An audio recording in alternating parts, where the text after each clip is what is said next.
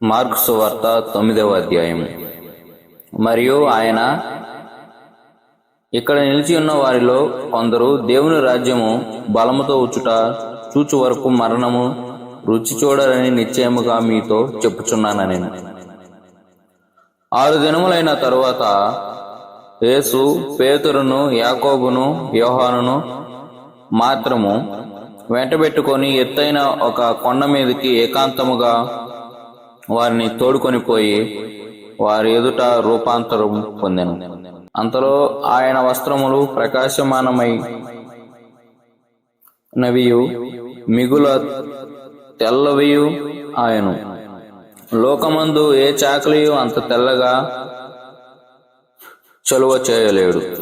మరియు మోషేయు ఏలియాయు వారికి కనబడి యేసుతో మాట్లాడుచుండిరి. అప్పుడు పేతురు, బోధకుడా, మనం ఇక్కడ ఉండుట మంచిది. మేము నీకు ఒకటియు, మోషేకు ఒకటియు, ఏలియాకు ఒకటియు 3 పర్ణశాలలు కట్టుదామని చెప్పాను. వారు మిగులు భయపడిరి కనుక తాను చెప్పవలసినదేమో అతనికి తెలియలేదు. మేఘం ఒకటి వచ్చి వారిని కమ్మగా, ఈయన నా ప్రియకుమారుడు, ఈయన మాట వినుడని ఒక శబ్దము మేఘముల నుండి పుట్టెను. వెంటనే వారు చుట్టూ చూచినప్పుడు తమ యొద్దనున్న యేసు తప్ప మరి ఎవరునూ వారికి కనబడలేదు.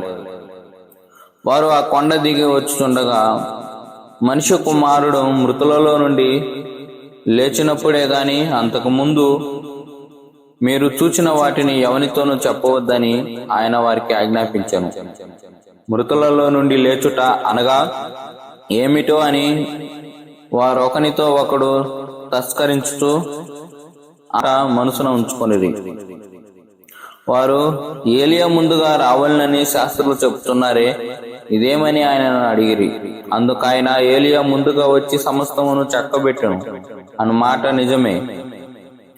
ఆయనను మనుష్య కుమారుడు అనేక శ్రమలు పడి తృణీకరింపబడవలనని వ్రాయబడుట ఏమి? ఏలియా వచ్చిననియు అతని గూర్చి రాయబడిన ప్రకారము వారు తమకిష్టం వచ్చినట్లు అతని ఎడల చేసిరనియు మీతో చెప్పుచున్నానని వారితో అనెను. వారు శిష్యుల యొద్దకు వచ్చి వారి చుట్టూ బహుజనులు కూడి ఉండుట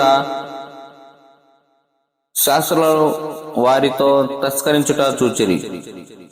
వెంటనే జన సమూహమంతయు ఆయనను చూచి మిగులు విభ్రాంతి నొంది ఆయన యొద్దకు పరిగెత్తుకొని వచ్చి ఆయనకు వందనము చేసి, అప్పుడు ఆయన, మీరు దేనిని గూర్చి వారితో తస్కరించుచున్నారని వారిని అడుగగా, జన సమూహములో ఒకడు, బోధకుడా, మూగదెయ్యము పట్టిన నా కుమారుని నీ యొద్దకు తీసుకొని వచ్చితిని. అది ఎక్కడ వాణ్ణి పట్టునో అక్కడ వాడు పడదోయబడును. అప్పుడు వాడు నృగుగక్కుకొని పండ్లు కొరుకుకొని మూర్చిల్లును. దానిని వెళ్ళగొట్టుడని శిష్యులను అడిగితిని గాని అది వారి చేత కాలేదని ఆయనతో చెప్పాను. అందుకు ఆయన, విశ్వాసము లేని తరము వారులారా, నేను ఎంతకాలం మీతో ఉందును? ఎంతవరకు మిమ్మును సహింతును? వానిని నా యొద్దకు తీసుకొని రండని వారితో చెప్పగా, వారు ఆయన యొద్దకు వానిని తీసుకొని వచ్చిరి. దెయ్యము ఆయనను చూడగానే విలవిలలాడించెను గనుక వాడు నేలపడి నొరుగు కార్చుకొనుచు పొరలాడుచుండెను. అప్పుడు ఆయన, ఇది వీనికి సంభవించి ఎంతకాలమైందని వాని తండ్రిని అడుగగా, అతడు బాల్యం నుండియే అనెను. అది వాణ్ణి నాశనం చేయవలనని తరచుగా అగ్నిలోను నీళ్లలోను పడదోయను. ఏమైనను నీ వలనైతే మా మీద కనికరపడి మాకు సహాయం చేయమనెను. అందుకు యేసు, నమ్ముట నీ వలనైతే నమ్మువానికి సమస్తమును సాధ్యమని అతనితో చెప్పాను. వెంటనే ఆ చిన్నవాని తండ్రి, నమ్ముచున్నాను, నాకు అపనమ్మకము కలగకుండా సహాయం చేయగమని బిగ్గరగా చెప్పాను. జనులు గుంపుగా కూడి తన యొద్దకు పరిగెత్తుకుని వచ్చుట యేసు చూచి, మూగవైన చెవిటి దెయ్యమా, వానిని వదిలి పొమ్ము, ఇక వానిలో ప్రవేశింపవద్దని నీకు ఆజ్ఞాపించుతున్నానని చెప్పి ఆ పవిత్రాత్మతో గద్దించెను. అప్పుడు అది కేక వేసి ఎంతో విలవిలలాడించి వదిలిపోయాను. అంతటా వాడు చచ్చిన వాని వలె ఉండెను కనుక అనేకులు వాడు చనిపోయిరనిది. అయితే యేసు వాని చేయి పట్టి వాని లేవనెత్తగా వాడు నిలబడెను. ఆయన ఇంటిలోనికి వెళ్ళిన తరువాత ఆయన శిష్యులు, మేము ఎందుకు ఆ దెయ్యంను వెళ్ళగొట్టలేకపోతామని ఏకాంతముగా ఆయనను అడిగిరి. అందుకు ఆయన, ప్రార్థన వలననే గాని మరి దేని వలనైనను ఈ విధమైనది వదిలిపోవుట అసాధ్యమని వారితో చెప్పాను. వారు అక్కడ నుండి బయలుదేరి గలిలయ గుండా వెళ్ళుచుండిరి.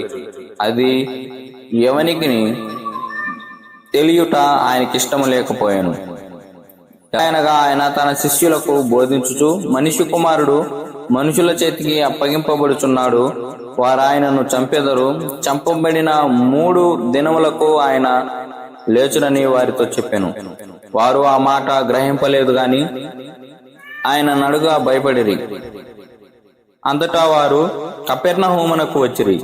వారు ఎవడు గొప్పవాడని మార్గమున ఒకనితో ఒకడు వాదించిరి కనుక ఆయన ఇంట ఉన్నప్పుడు మార్గమున మీరు ఒకనితో ఒకరు దేన్ని గురించి వాదించుచుంటిరి అని అడుగగా వారు ఊరుకుండిరి. అప్పుడు ఆయన కూర్చుండి 12 మందిని పిలిచి, ఎవడైనను మొదటి వాడై ఉండగోరిన ఎడల వాడందరిలో కడపటి వాడును, అందరికి పరిచారకుడై ఉండవలనని చెప్పి ఒక చిన్న బిడ్డను తీసుకొని వారి మధ్య నిలువబెట్టి వానిని ఎత్తి కౌగిలించుకొని, ఇట్టి చిన్న బిడ్డలలో ఒకని నా పేరిట చేర్చుకొనివాడు నన్ను చేర్చుకొనును, నన్ను చేర్చుకొనివాడు నన్ను కాక నన్ను పంపిన వానిని చేర్చుకొనునని వారితో చెప్పెను.